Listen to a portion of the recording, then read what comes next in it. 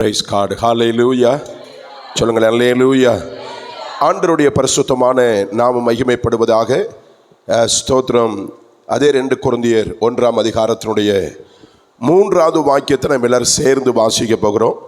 வேதாகமத்தை வைத்திருக்கிற பிள்ளைகள் நீங்கள் திருப்பி கொண்டு 2 கொரிந்தியர் 1ஆம் அதிகாரத்தினுடைய 3வது வசனம் நாம் சேர்ந்து வாசிக்கலாமா? நமது கர்த்தராகிய இயேசு கிறிஸ்துவின் பிதாவாகிய தேவனும் இரக்கங்களின் பிதாவும் சகல விதமான ஆறுதலின் தேவனுமாய் இருக்கிறவருக்கு ஸ்தோத்திரம். கர்த்தருடைய நாம் மகிமைப்படுவதாக. இந்த ஆறுதல் ஜெப கொடுத்துக்கு வந்திருக்கிற ஒவ்வொருவரையும் இயேசுவின் நாமத்தினாலே வாழ்த்துகிறேன். நான் ஒருவரை ஒருவர் சந்திப்பதும், ஒருவரை ஒருவர் விசாரிப்பதும், ஒருவருக்காக ஒருவர் ஜெபிப்பதும், அதுவே தேவனுடைய சமூகத்தில் நமக்கு கிடைக்கிற பெரிய ஆறுதல். இன்று அருமையான சகோதரருடைய இந்த ஜெப மையத்தில் வந்து இந்த ஆறுதல் கூடுகையில் பங்கெடுப்பதனுடைய நோக்கம் என்னன்னு சொன்னால், நான் வந்து ஆண்டவருடைய சமூகத்தில் ஜெபிக்கிற அந்த ஜெபமானது இந்த குடும்பத்தை இன்னும் தைரியப்படுத்த, இன்னும் ஆண்டவருக்காக எழும்ப அது உதவி செய்யக்கூடிய ஒன்றாக செய்து இருக்கிறது. ஆமென், ஹல்லேலூயா. கர்த்தர் நல்லவர். நம்முடைய ஆண்டவர் யார் என்பதை வேதம் சொல்லுகிறது. அவர் சகல விதமான ஆறுதலின் தேவன். யார் யாருக்கு எந்தெந்த விதத்தில் ஆறுதல் தேவையோ அதை அந்த ஆறுதலை கொடுக்க அவர் எப்படி இருக்கிறார? வல்லவராக இருக்கிறார். இந்த அருமையான நாளும் கூட ஆண்டவர் எப்படிலாம் அப்படி ஜனத்துக்கு ஆறுதல் தருகிறார் என்கிற காரியத்தை 1-2 காரியத்தை கூட நான் பகிர்ந்து கொண்டு கடந்து போக விரும்புகிறேன். ஆண்டவருடைய சமூகத்தில் நாம் காத்திருக்கும் போது அவர் நம்மை ஆட்சி தேற்றுகிற ஒரு நல்ல ஆண்டவராக இருக்கிறார். வாசிக்கல 1 தெசலோனிக்கேயர் புஸ்தகம் அதனுடைய 4வது அதிகாரம், 1 தெசலோனிக்கேயர் புஸ்தகம் அதனுடைய 4வது அதிகாரம் அதனுடைய 18வது வசனம், கடைசி வசனத்தை ஒரு வாசிக்கலாம். ஆகையால் இந்த வார்த்தைகளினாலே நீங்கள் ஒருவரை ஒருவர் செய்யுங்க, தேற்றுங்கள்.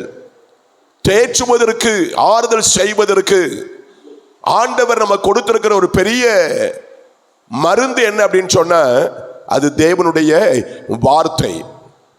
எங்க பவுல் என்ன வார்த்தையை சொல்லுகிறார்? 13வது வசனத்தில் சொல்லும்போது சொல்லுகிறார், ரொம்ப அழகாக அங்கே சபை மக்களை பார்த்து, சபையில ஏற்பட்ட ஏதோ ஒரு இழப்பு நிமித்தமாக அவர்கள் அழுது கொண்டே இருக்கிறார்கள், துக்கித்துக் கொண்டே இருக்கிறார்கள். பவுல் அதை பார்த்து சொல்லுகிறார், அன்றியும் சகோதரரே, நித்திரை அடைந்தவர்கள் நிமித்தம் நீங்கள் நம்பிக்கை அற்றவர்களான மற்றவர்களைப் போல துக்கித்து அறிவில்லாதிருக்க எனக்கு என்னல்ல மனதில்லை என்று சொல்லுகிறார். இந்த வார்த்தை கவனிச்சு பாருங்க. மரணத்தை குறித்து வேதம் சொல்லுகிற அநேக வார்த்தையில ஒன்று என்னது? நித்திரை. நித்திரை அப்படின்னு சொன்ன கண்டிப்பா செய்வாங்க, எழுந்திருப்பாங்க. நைட்டு தூங்க போறோம், நைட்டு தூங்குற ஆட்கள் காலைல நித்திரை அப்படின்னு சொன்னா கண்டிப்பா என்ன இருக்குது? ஒரு நம்பிக்கை. காலைல செய்வாங்க, எழுந்திருப்பாங்க. அதே போல மரணத்தை குறித்து வேதம் சொல்லுகிற வார்த்தை அது நித்திரை. தாயார் என்ன செஞ்சிருக்கிறாங்க? நித்திரை அடைந்திருக்கிறார்கள். அவங்க தூங்குறாங்க. ஆண்டவர் மத்திய ஆகாயத்தில் வரும்போது என்ன செய்வாங்க? உயிரோடு கூட எழுந்திருப்பார்கள் என்று பரிசுத்த வேதம் நமக்கு என்ன செய்யுது? ஸ்தோத்திரம். நம்பிக்கையான வார்த்தைகளை நமக்கு கொடுத்திருக்கிறது. ஆகவே இங்க பவுல் சொல்கிறார், நித்திரை அடைந்தவர்கள் நிமித்தமாக நம்பிக்கை அற்றவர்களான மற்றவர்களை போல. அப்ப தேவன் நமக்கு எதை கொடுத்திருக்கிறார்? நம்பிக்கை கொடுத்திருக்கிறார். நமக்குள்ள ஒரு நம்பிக்கை இருக்குது. என்ன நம்பிக்கை? அங்க வேதம் ரொம்ப அழகா சொல்லுது, இயேசுவானவர் மரித்து பின்பு எழுந்திருந்தார் என்று விசுவாசிக்கிறோமே என்று சொல்லுகிறார். இயேசு மரித்து அப்படியே போயிருந்தா நமக்கு நம்பிக்கை இல்லை. எத்தனையோ மகாத்மாக்கள் இந்த உலகத்தில் வந்து மரித்தாங்க. இந்திய தேசத்தில் பாருங்க, மகாத்மா காந்தி மரித்தார், ஜவஹர்லால் நேரு மரித்தார், இந்திரா காந்தி மரிச்சாங்க, ராஜீவ் காந்தி மரித்தாங்க. இப்படி எத்தனையோ தலைவர்கள், அரசியல் தலைவர்கள் செஞ்சாங்க, மரித்தார்கள். ஆனா அதுக்கப்புறம் கூட பத்தி செய்யல, இல்லை, அதோட முடிஞ்சது. ஆனா இயேசு அப்படி இல்லை, மரித்தார். அவர் 3ஆம் நாள் உயிரோடு கூட என்ன செஞ்சார? எழுந்தார். ஆகவே நமக்கு ஒரு நம்பிக்கை, நமக்கு ஒரு நிச்சயத்தை ஆண்டவர் கொடுத்திருக்கிறார்.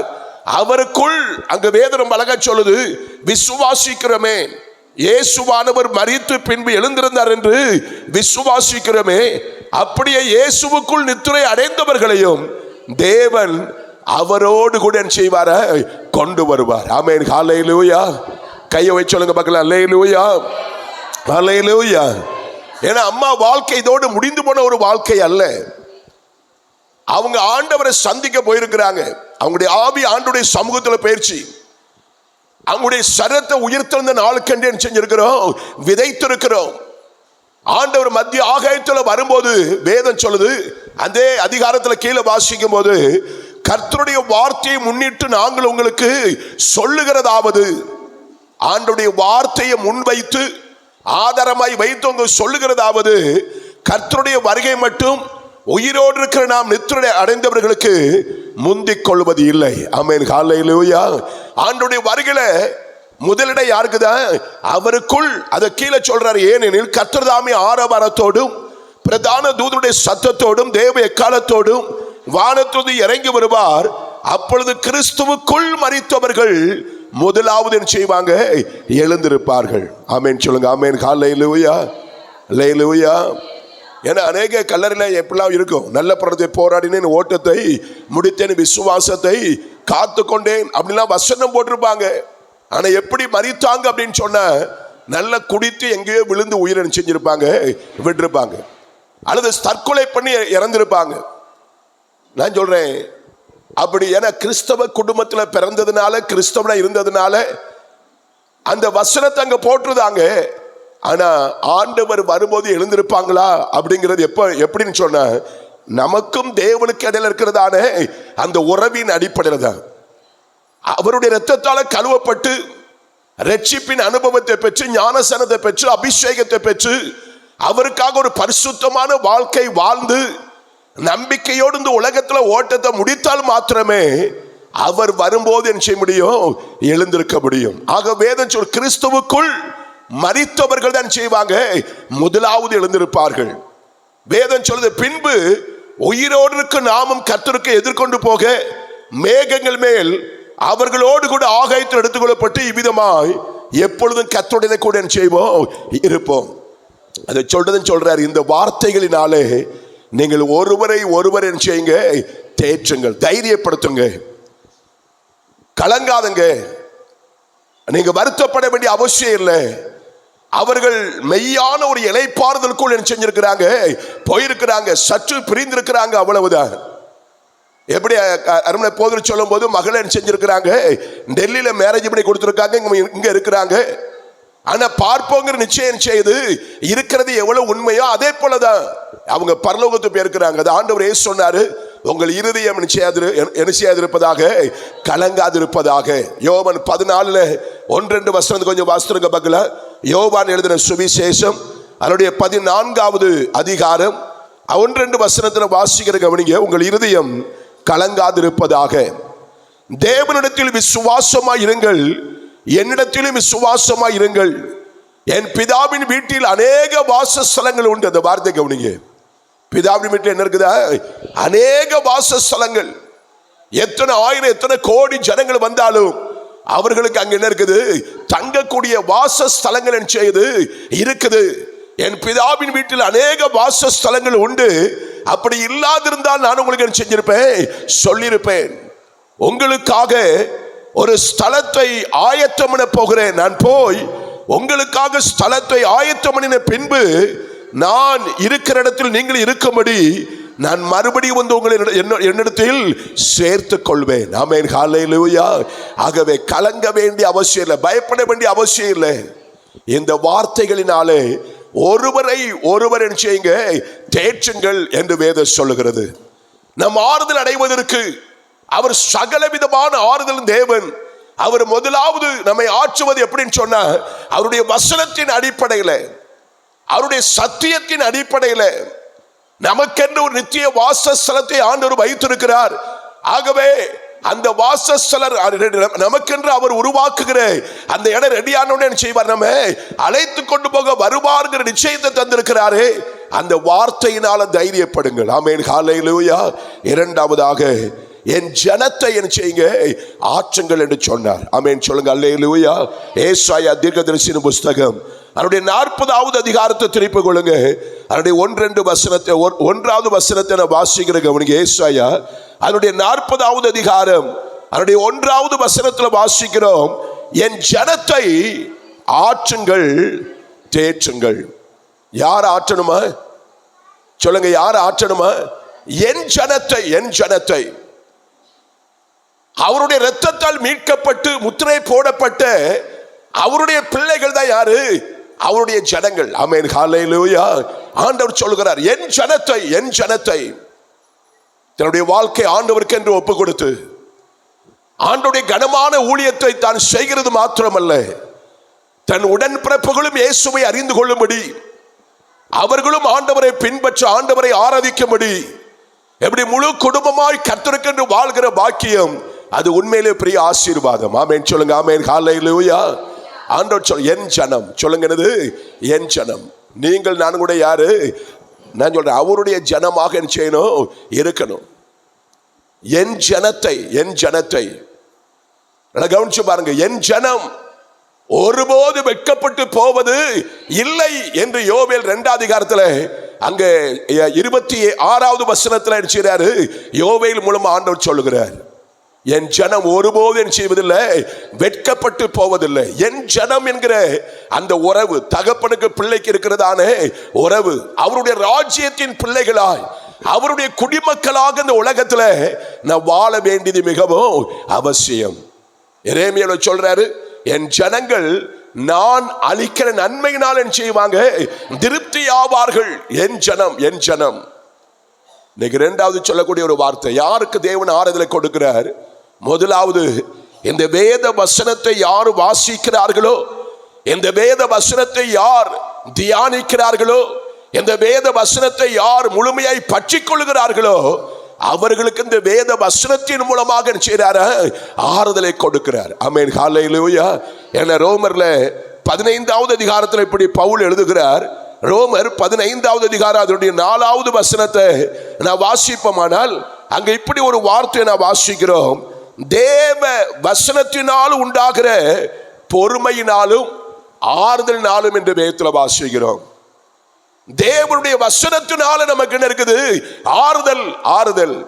ஆகவே இந்த வார்த்தைகளினாலே ஒருவரை ஒருவர் என்ன செய்யுங்க, தேற்றுங்கள். 2வது சொல்றாரு, என் ஜனத்தை என்ன செய்யுங்க, ஆற்றுங்கள் தேற்றுங்கள். அவருடைய ஜனமாக அவருக்கு நமக்கு இடையில நல்ல பரஸ்பர உறவு, அன்பு, ஐக்கியம் எப்போது காணப்பட வேண்டும். அவருடைய பிரச்சனத்தை விட்டு நான் வெளியே விலகி போய்விடக் கூடாது. அவருடைய அரவணைப்புக்குள்ளே எப்போது இருப்போமானால், நான் சொல்றேன், நம்முடைய வாழ்க்கையில் ஒரு பெரிய வெற்றி என்ன செய்து இருக்குது. ஆமென் ஹல்லேலூயா. சொல்லுங்க அல்லேலூயா. அவரோடு இருக்கிற உறவு, அவரோடு இருக்கிற அந்த ஐக்கியம். நான் இப்படி ஒரு சம்பவத்தை படித்தேன். ஒரு ராஜா, அவர் இன்னைக்கெல்லாம் மண்டே பெட்டிஷன் கலெக்டருக்கு ஆபீஸ் போனீங்கன்னா ஒவ்வொரு மண்டே என்ன செய்யுது, மண்டே பெட்டிஷன் அவருடைய குறைகளை எழுதி என்ன செய்யல அங்க கொடுக்கலாம். அவங்க அதை என்ன செய்வாங்க, உரிய டிபார்ட்மெண்ட்டுக்கு அனுப்பி நமக்கு வேண்டிய அங்க பரிகாரத்தை ரெடி பண்ணுவாங்க. அன்னைக்கு ஒரு ராஜா தன்னுடைய ராஜ்யத்தில் சொன்னார், இந்த குறிப்பிட்ட நாள்ல எல்லாரும் என்ன செய்யல, நீங்க வந்து உங்களுடைய குறைகளை சொன்ன நான் உங்களுக்கு என்ன செய்யறேன், நிவர்த்தி பண்றேன்னு சொன்னார். எல்லாரும் போனாங்க, ஒவ்வொருத்தராய் ஒவ்வொரு காரியம் சொன்னாங்க. முதல்ல ஒரு பொண்ணர், ஐயா என் மகா திருமண வயது அடைந்திருக்கிறார், அவளுக்கு திருமணம் செய்து கொடுக்கணும். ஆகவே எனக்கு இவ்வளவு பணம், இவ்வளவு நகை வேணும்னு சொல்லி கேட்டார். அவர் கேட்ட பணத்தையும் நகையும் ராஜா செஞ்சார், கொடுத்தார். ரொம்ப நன்றி ராஜாவின்னு சொல்லிட்டு போயிட்டார். அடுத்த ஆள் போனார். அவர் சொன்னார், எனக்கு பிழைப்பதற்கு வழி இல்லை, கொஞ்சம் நிலம் கொடுத்தீங்கன்னு சொன்னா இத்தனை ஏக்கர் சொல்லி ஒரு சில ஏக்கரை சொல்லி இவ்வளவு இடம் தந்தீங்கன்னா நான் செய்வேன், ஏதாவது விவசாயம் பண்ணி என் குடும்பத்தை நடத்திக்கிடுவேன். ராஜா சொன்னார், நல்லது. உடனே மந்திரி கூட சொன்னார், அவனுக்கு என்ன செய்ய, கேட்கிற அளவுக்கு இடம் கொடுத்துரு. அடுத்து 3வது ஒரு நபர் வந்தார். அவர் சொன்னார், ராஜாவே நீங்க மாசைக்கு ஒரு நாள் என்ன செய்யணும், எங்க வீட்டில் வந்து நீங்க தங்கணும். ஆமென் ஹல்லேலூயா. அவருக்கு ஆச்சரியமா போச்சு, என்னோட வித்தியாசமா கோரிக்கை இருக்குது. அவன் பணம் கேட்டான், நகை கேட்டான், கொடுத்துட்டேன். இவன் இடம் கேட்டான், கொடுத்துட்டேன். ஆனா இவன் சொல்றான், மாசத்துல ஒரு நாள் என்ன செய்யணும், என் வீட்டுல என் கூட வந்து நீங்க என்ன செய்யணும், தங்கணும் ராஜாவே அப்படின்னு கேட்ட உடனே அவருக்கு ஆச்சரியம் தாங்கல. கூட இருக்கிற மந்திரிமாரெல்லாம் பார்த்தா என்ன கேட்கிறாரு இந்த மனுஷன். ஆனா ராஜா சொல்லிட்டாரு, நான் என்ன செய்வேன் கண்டிப்பா. அவர் சொன்னார், கண்டிப்பா நான் வர்றப்பா, நீ போ. உடனே மந்திரி கூப்பிட்டாரு, அவ வீடு எங்க இருக்குன்னு பாரு, அங்க போய் தங்குறதுக்கான ஏற்பாடு பண்ணு அப்படின்னு சொன்னார். அந்த மந்திரி, வாப்பா உன் வீடை காட்டுன்னு சொன்னா அந்த வீடு போகுது. அது ஒரு ரோடே கிடையாது, அந்த ஊருக்கு என்ன கிடையாது, ரோடே இல்லை, ஒரு காட்டு பாதை, தண்ணி ஓடுறத அந்த ஓடை தான் உங்களுக்கு என்ன செய்யுது, வழி. அவன் யோசிக்கிறான், எப்பா கொஞ்சம் நில்லு, இங்கேயா ராஜா வந்து தங்குபடி கூப்பிட்டேன்? ஆமா, என் வீட்டுல இருந்து தங்க கூப்பிட்டேன். அவன் திரும்பி போய்கிட்டே இருக்கிறான். போன அந்த ஊருக்குள்ள போறான். அந்த ஊர் பார்த்தா ஊர்ல லைட்டு கிடையாது, ஒண்ணு கிடையாது, அங்க பில்டிங்கே இல்லை, எல்லா வீடுமே கூரை வீடுதான். சரி, இவன் வீட்டை பார்க்கலன்னு பார்த்தா இவன் வீடு அதை விட பரிதாபமா இருக்குது. உள்ள இருந்த வானம் நல்லா நிச்சயது தெரியுது. பிரைஸ் காட், ஹல்லேலூயா. அவன் என்ன தைரியத்தில் நிச்சய ராஜாவை என் வீட்டில் வந்து நிச்சயி தங்கனி கூப்பிட்ட. அவன் சொன்னான், எனக்கு அதை பத்திலாம் பிரச்சனை இல்லை, ராஜா என் கூட என்ன செய்யணும், ஒரு நாள் தங்கணும். அவர் என் கூட ஒரு நாள் தங்கணும், அது என்னுடைய வாஞ்சி, அது என்னுடைய விருப்பம். சரிப்பா, நான் போய் சொல்றேன்னு வந்து ராஜா சொல்ற, ராஜாவே அவன் கேட்கிற மாதிரி அங்க போறதுக்கு வழி இல்லை, அந்த கிராமம் வந்து லைட்டிங் எதுவுமே இல்லை, அது மாத்திரம் எல்லா வீடு குடிசை வீடு, இவன் வீட பார்த்தா உள்ள இருந்து பார்த்தா வானமே என்ன செய்யுது, எல்லாம் தெரியுது. அப்படிப்பட்ட நிலையில உண்மை என்ன செய்யறேன், கூப்பிடுறானே எப்படி? ராஜா சொன்னார், இந்த பேச்சுல என்ன கூடாது, பேசக்கூடாது. அவன் என்ன வீட்டுல தங்குபடி என்ன செஞ்சிருக்கிற, கூப்பிட்டு இருக்கிற. நான் தங்க வேண்டுமானால் எனக்கு எப்படிப்பட்ட வீடு தேவையோ அந்த வீட்டை அங்க செய்யி கெட்டு, அங்க போறதுக்கான வழியை உண்டு பண்ணு. உடனே புல்ரோசர் வந்துச்சு, வழியெல்லாம் செஞ்சாங்க, ரெடி பண்ணி அந்த ஊருக்கு ரோடு போட்டாங்க. நல்ல அங்க விளக்கு, நல்ல அப்பம்லாம் எழுது, நான் அந்த ஸ்தோத்திரம், அந்த எண்ணெய் விளக்கு தான் அங்கங்க வைப்பாங்க, அதே மாதிரி செஞ்சாங்க, விளக்கெல்லாம் வச்சாங்க. இவனால எல்லா வீட்டையுமே செஞ்சாங்க, இடிச்சு தள்ளி அன்னைக்கு ஒரு சமத்துவபுரமே அங்க கட்டிட்டாங்க. அழகான எல்லாருக்கும் கவர்மெண்ட்ல இருந்து நல்ல வீடை கட்டி கொடுத்து இவனுக்கு ஒரு பேலஸ். ராஜா தங்கணும், ஒரு நாள் தங்கணுமே, அன்னைக்கு அரசவாக தான் நடக்கணும். ஆகவே நல்ல பெரிய பேலஸ், ஊருக்கு மத்தியில பெருசா பேலஸ் கட்டி ராஜா தங்குவதற்கு, அவருடைய மந்திரிகள் தங்குவதற்கு, இந்த வீட்டுக்காரர் தங்குவதற்குலாம் இடத்தை ரெடி பண்ணி ஒரு பெரிய பங்களா ரெடி பண்ணிட்டாங்க. ஆமென், ஹல்லேலூயா, ஹல்லேலூயா. மாஸ்டைக்கு ஒருக்க ராஜா வருவார், அங்க தங்கியிருப்பார். ஸ்தோத்திரம். அவர் வரும்போதே பின்னாலே என்ன செய்யும், அவர் வரதுக்கு முன்னாலே அந்த வீட்டில் அந்த மாதத்துக்கு வேண்டிய, அந்த முழு மாதத்திற்கு வேண்டிய ஸ்தோத்திர ரேஷன் பொருள் எல்லாமே அங்க செஞ்சிடும், வந்துடும். அவர் வர்றது ஒரு நாள் தான், ஆனா மாசம் முழுதும் அவனுக்கு என்ன கிடையாது, பிரச்சனை கிடையாது. சாப்பாட்டுக்கு சாப்பாடு, அரிசியோ ஸ்டோரோ காய்கறி எல்லாம் அங்க செஞ்சிடும், வந்துடும். ரொம்ப அருமையான காரியம். ஊர் மக்களை பத்தி யோசித்தாங்க, நீ சரியான ஆளுடா. எல்லாரும் கேட்டது என்ன செஞ்சான், 5 லட்சம் கொஞ்சம் நகை பணம்லாம் கேட்டான், அவன் இடம் கேட்டான். நீ என்ன செஞ்ச, நீக்கு ராஜா கூப்பிட்டது உனக்கு மாத்திரமல்ல, எங்களுக்கு ஒரு விடிவு என்ன செய்யுது ஏற்பட்டது. ஆமென், ஹல்லேலூயா. என் ஜனமாக மாறுவது, ஆண்டவருடைய பிள்ளையாக நீங்க மாறுவது உங்களுக்கு மாத்திரமல்ல, உங்களை சேர்ந்த எல்லாருக்கும் அது பெரிய ஆசீர்வாதம், ஆறுதல், சமாதானம். ஆமென், ஹல்லேலூயா. என் ஜனத்தை என்ன செய்யுங்க, ஆற்றுங்கள், தேற்றுங்கள். அவருடைய ஜனமாக, ரட்சிக்கப்பட்ட ஜனமாக, அபிஷேகம் பண்ணப்பட்ட ஜனமாக, ஆவியோடு உண்மையோடு அவர் ஆராதிக்கிற ஜனமாக இந்த உலகத்தில் நாம் அவருக்காக வாழ்வோம். அவர் நம்முடைய வாழ்வை ஆட்சி தேற்றி பலப்படுத்துவார். மூன்றாவதாக ஸ்தோத்திர, ஆண்டவர் எப்படி தம்முடைய ஜனங்களை ஆறுதல் செய்கிறாரா? ரோமர் 1ஆம் அதிகாரம் அதனுடைய 11வது வசனத்தை வாசிப்போமானால், அங்க பவுல் ரோம சபையை பார்த்து இப்படி சொல்லுகிறார், உங்களிலும் என்னிலும் உள்ள விசுவாசத்தினால் உங்களோடு கூட நானும் ஆறுதல் அடையும்படிக்கும் உங்களை காணும்படி எப்படி இருக்கிறேன், வாஞ்சியா இருக்கிறேன் சொல்லுகிறார். எங்க சொல்லக்கூடிய வார்த்தைக்கு அப்படிங்க, உங்களிலும் என்னிலும் உள்ள விசுவாசத்தினால் உங்களோடு கூட நான் என்ன செய்யணும், ஆறுதல் அடையும்படிக்கு. அப்ப மூன்றாவதாக ஆறுதலை கர்த்தர் எப்படி கொடுக்கிறாரு, விசுவாசத்தினால் என்ன செய்றாரு, ஆறுதலை கொடுக்கிறார். ஆமென் சொல்லுங்க. ஆமென், ஹல்லேலூயா. உங்களுக்குள்ள ஆண்டவர் மேல விசுவாசம் இருக்குமானால் உங்களுக்குள்ள ஆறுதல் கண்டிப்பாக என்ன செய்யும், வரும். ஏன்னா விசுவாசத்தால் வராத எல்லாம் எப்படி இருக்குமா, பாவமா இருக்கும். விசுவாசத்தினால கூடாத காரியம் ஒன்றுமே இல்லை. விசுவாசம் இருக்குமானால் மலைகளை என்ன செய்ய முடியும்? பெயர்த்து தள்ள முடியும். ஆமென். ஹல்லேலூயா சொல்லுங்க. ஹல்லேலூயா. எல்லாம் கவனிச்சு பாருங்க. ஒரு தாயார் ஜெபிச்சாங்களா, ஆண்டவரே என் வீட்டு முன்னால பெரிய, அவங்க வீட்டு முன்னால பெரிய மலை, ஸ்தோத்திரம் ஆண்டவரே, இந்த மலை பெயர்ந்து போகணும் ஆண்டவரே. நீங்க சொல்லுங்க, மலையை பார்த்து பெயர்ந்து சமுத்திரத்துல தள்ளிட்டு போன்னு சொன்ன ஆகுன்னு சொல்லி இருக்கிறீங்களே, இந்த மலையை நீங்க என்ன செய்யணும்? அகற்ற வேண்டும். ஜெபிச்சுட்டே தாங்க. அந்த வீட்டுக்கு வந்து யாராவது தங்கினாங்கன்னா கேட்பாங்க. ஏன்னா எங்க வீட்டுக்கு வர்றதுக்கு ஒரு ஸ்தோத்திரம் குறுக்க வந்து செஞ்சிடலாம், ஒரு சில மணி நேரத்தில் வந்துடலாம். ஆனா சுத்தி வர்றதுனால நாள் கணக்காக ஆகுது இந்த வீட்டுக்கு வர்றதுக்கு.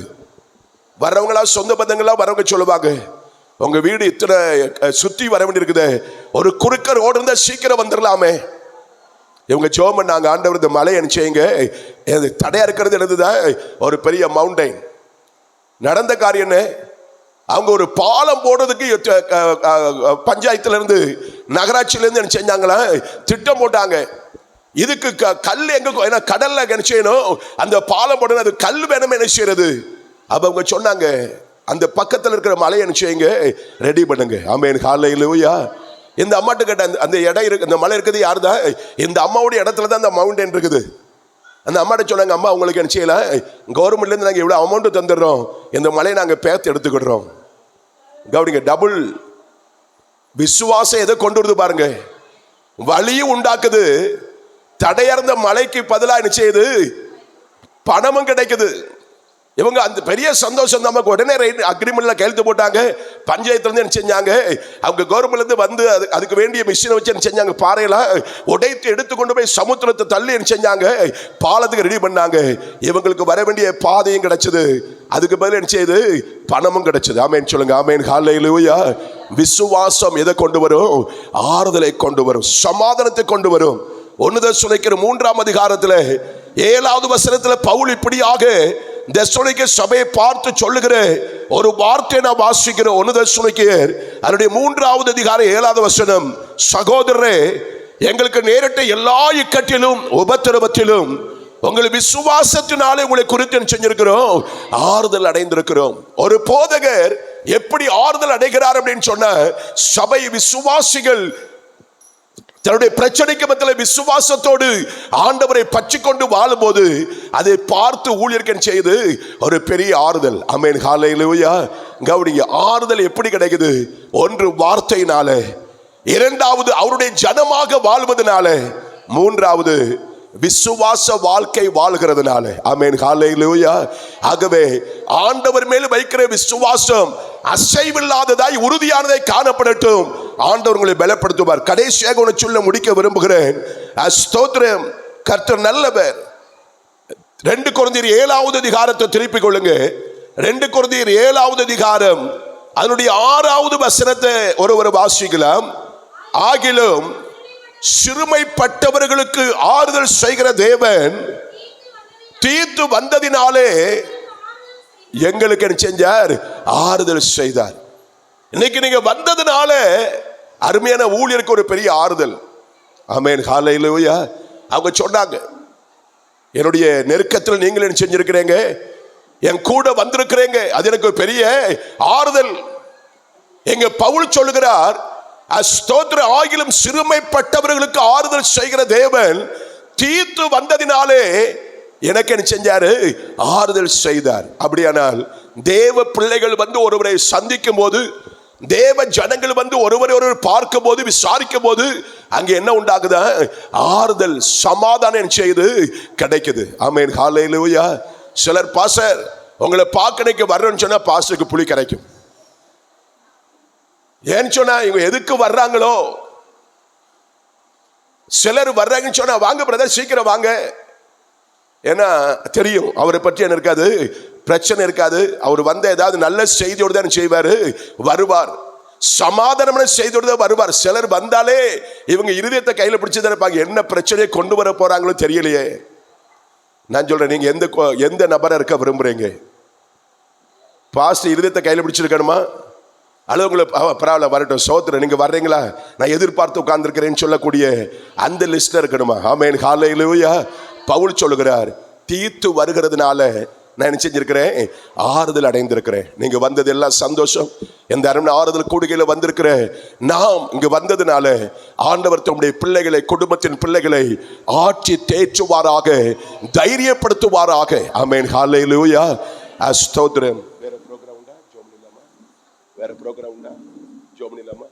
குடும்பத்தின் பிள்ளைகளை வர சொல்லி சேர்த்து ஜோம் இல்லாமா? Praise the Lord. கர்த்தர் நல்லவர். ஆகவே கேட்ட வார்த்தைகளை மீண்டும் சொல்றேன்.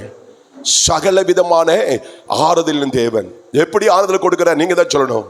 முதலாவது என்ன பார்த்து எப்படி ஆறுதல் தருகிறார்? வார்த்தையினால, வசனத்தினால. இரண்டாவது அவருடைய ஜனமாக வாழ்கிறதுனால. மூன்றாவது விசுவாசம் நமக்குள் இருக்கிறதான விசுவாசத்தை வெளிப்படுத்துகிறதுனால. நான்காவதாக ஒருவரை ஒருவர் நாம் பார்த்து விசாரிக்கிறதுனால, தீர்த்து வருகிறதுனால. பவுல் சொல்கிறார், எனக்கு என்ன கிடைச்சது? ஆறுதல் அடைந்தோம், ஆறுதல் அடைந்தோம். ஆமென். ஹல்லேலூயா. ஆகவே கர்த்தர் இப்படிப்பட்ட ஆறுதலை நம்முடைய வாழ்க்கையில தந்து நம்முடைய வாழ்க்கையை செய்வராக, பலப்படுத்துவாராக, ஒருவருக்கொருவர் ஆறுதல் செய்கிறவர்களாக, தேவ நாமத்தை மகிமைப்படுத்துகிறவர்களாக நம்ம செய்வோம், காணப்படுவோம். கர்த்தர் நமக்கு உதவி செய்வார். அப்படியே நாம் கண்களை மூடி ஜெபிக்க போறோம். அந்த நேரத்தில் இந்த குடும்பத்தின் பிள்ளைகள், அம்மாவுடைய பிள்ளைகள் எல்லாரும் அப்படி முன்பாக வரும்படி நான் கேட்கிறேன். அம்மாவுடைய பிள்ளைகள் எல்லாரும், அம்மாவுடைய மகனோ மருமகளோ, மகளோ மருமகனோ, பேரன் பேத்திகள், மகன் வழி பிள்ளைகள், மகள் வழி பிள்ளைகள் எல்லாருமே நீங்க முன்னால வரும்படி உங்கள் அன்போடு கூட நான் அழைக்கிறேன். ஆமென். ஹல்லேலூயா. நாம் இணைந்து இந்த குடும்பத்திற்காக நாம் ஜெபிக்க போகிறோம். ஹல்லேலூயா, ஹல்லேலூயா. ஆறுதலின் தெய்வமே, உம்முடைய திருச்சமூகம் எவ்வளவு இன்பமானது. ஆறுதலின் தெய்வமே, வேறிடத்தில் 1000 நாள் வாழ்வதை விட உம்மிடத்தில் ஒரு நாள் மேலானது.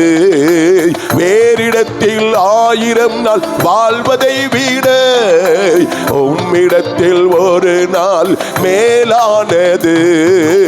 ஒவ்வொரு நாளும் உமது இல்லத்தில், ஒவ்வொரு நாளும் உமது இல்லத்தில் வாசலில் காத்திருப்பேன். ஆமென். வாசலில் காத்திருப்பேன். ஆறுதலின் தெய்வமே, உம்முடைய திருச்சமூகம் எவ்வளவு இன்பமானது. ஆறுதலின் தெய்வமே. எல்லாருடைய கரத்தை இந்த அருமையான குடும்பத்துக்கு நேராக நீட்டி, ஆண்டவரே, நீர் சகல விதமான ஆறுதலின் தேவன் அல்லவா? நீர் சகல விதமான ஆறுதலின் தேவன் அல்லவா? உம்முடைய பிள்ளைகளை ஆற்றுவீராக, தேற்றுவீராக. என் ஜனத்தை ஆற்றுங்கள், தேற்றுங்கள் என்று சொன்னீங்கள் ஆண்டவரே. நீர் ஆற்றுவீராக, தேற்றுவீராக. உம்முடைய பிள்ளைகளுடைய ஆண்டவரே வாழ்க்கையில் உம்முடைய வார்த்தைகள் வல்லமையாய் கிரியை செய்வதாக. ஆண்டவரை கொடுத்திருக்கிறதானே ஆண்டவரே மேலான விசுவாசத்திற்காக உமக்கு நாங்கள் நன்றி சொல்லுகிறோம் ஆண்டவரே. அது மாத்திரமல்ல, ஒருவரை ஒருவர் பார்த்து விசாரிக்கிறதுனால நீர் கொடுக்கிற ஆறுதலுக்காக நன்றி அப்பா. உம்முடைய கரம் உம்முடைய பிள்ளைகள் மேல் ஒவ்வொரு மேலும் அமருவதாக. கரத்திரீட்டுங்க அப்படி எல்லாருமே, எல்லா விசுவாச பிள்ளைகளும் ஊழியர்களும் அவருடைய குடும்பத்துக்கு நேராக உடைய கரத்தை நீட்டி ஜெபிங்க. நீங்க எல்லாரும் ஜெபிங்க. ஆண்டவரை குடும்பத்தை ஆட்சி தேற்றி பலப்படுத்துங்கப்பா. உங்க சமாதானத்தினால நிரப்புங்க ஆண்டவரே. ஸ்தோத்திரம். மோசேயோடு கூட இருந்தது போல உன்னோடு கூட இருப்பேன் சொல்லி அன்றைக்கு யோசுவாவை பார்த்து தைரியப்படுத்தினீங்களே. தைரியமாயிரு. நான் உன்னை விட்டு விலகுவதும் இல்லை, நான் உன்னை கைவிடுவதும் இல்லை. திடன் கொண்டு, ஓ ஸ்தோத்திர, பலம் கொண்டு திடமனதாயிரு சொன்னீங்களே. உம்முடைய பிள்ளைகளை தைரியப்படுத்துவீராக. எல்லா விதமான ஆண்டவரே துக்கங்கள் மாறுவதாக, துயரங்கள் மாறுவதாக. ஆண்டவரே உம்முடைய ஆறுதல் சமாதான பிள்ளைகள் நிரப்புவதாக. நம்மை உறுதியாய் பற்றிக்கொண்டு உமக்கென்று எழும்பி பிரகாசிக்க நீர் பலப்படுத்துவீராக. அப்படி செய்வதற்கு நன்றி சொல்லி கரந்தட்டி எல்லாம் கர்த்தரை ஸ்தோத்திரிக்கலாம். ஹல்லேலூயா. ஹல்லேலூயா ஹல்லேலூயா. ஆண்டவரே நாங்களும் துதிக்கிறோம் ராஜா. எங்கள் பரலோக பிதாவே, எங்கள் சர்வ வல்லமையுள்ள எங்கள் ஆண்டவரே, இயேசுவின் நாமத்தில் உமக்கு நாங்கள் நன்றி சொல்லுகிறோம். அருமை கர்த்தருடைய ஊழியர் சாம்சன் சதீஷ் அவர்களுக்காக, அவருடைய துணைவியாருக்காக, பிள்ளைகளுக்காக, அவருடைய சகோதரிமார்களுக்காக, ஆண்டவருடைய குடும்பங்களுக்காக, ஆண்டவரே இங்க வந்திருக்கிற எல்லாரையும் கரத்துல தருகிறோம். ஆண்டவரே இரத்தத்தினால் உம்முடைய பிள்ளைகளை மூடிக்கொள்ளுங்க. உம்முடைய ஆறுதலால் உம்முடைய பிள்ளைகளை மூடிக்கொள்ளுங்க. உம்முடைய காயப்பட்ட கரம் உம்முடைய பிள்ளைகள் மேல் அமர்ந்திருப்பதாக. உம்முடைய வார்த்தையினாலும் ஆண்டவரே உம்முடைய கர்த்தாவே ஸ்தோத்திரம், உமக்குள் இருக்கிற உறவினாலும் நீர் கொடுத்த விசுவாசத்தினாலும் தேவ பிள்ளைகள் ஒருவரை ஒருவர் ஆற்று தேற்றுவதனாலும் உம்முடைய பிள்ளைகள் தைரியம் கொண்டு உமக்கண்டு எழும்ப உதவி செய்யுங்க ராஜா. இரத்தத்தால் மூடிக்கொள்ளும் தேவ சமாதானம் உம்முடைய பிள்ளைகளை முற்றிலுமாக நிரப்ப நாங்கள் ஜெபிக்கிறோம். இரத்தத்தால் மூடிக்கொள்ளுங்க ஆண்டவரை, ஆட்சி தேற்றி தைரியப்படுத்துங்க. உமக்காக இன்னும் வல்லமையாக மகிமையாக ஆண்டவரை குடும்பமாக எழுப்பி பிரகாசிக்க நீர் பயன்படுத்துவீராக. உம்முடைய நாமத்தினால் நம்முடைய பிள்ளைகளை நாங்கள் ஆசீர்வதிக்கிறோம், ஆறுதல் படுத்துகிறோம், தைரியப்படுத்துகிறோம். கிருபை உண்டாக நாங்கள் வேண்டிக் கொள்கிறோம். பெரிய காரியங்களை செய்யும் இயேசுவின் நாமத்தில் ஜெபிக்கிறோம் எங்கள் ஜெபங்கள் நல்ல பிதாவே. இணைந்து சொல்வேன், என் ஆத்துமாவே கர்த்தரை ஸ்தோத்ரி, என் முழுமையுடைய பரிசுத்த நாமத்தை ஸ்தோத்ரி. என் ஆத்துமாவே கர்த்தரை ஸ்தோத்ரி, கர்த்தர் செய்த சகல உபகாரங்களையும் மறவாதே. ஆமேன் ஆமேன். நம்முடைய கர்த்தராகிய இயேசு கிறிஸ்துவின் கிருபையும் பிதாவாகிய தேவனுடைய அன்பும் பரிசுத்த ஆவியானவருடைய அந்யோன்ய ஐக்கியமும் சிநேகமும் நம் அனைவரும்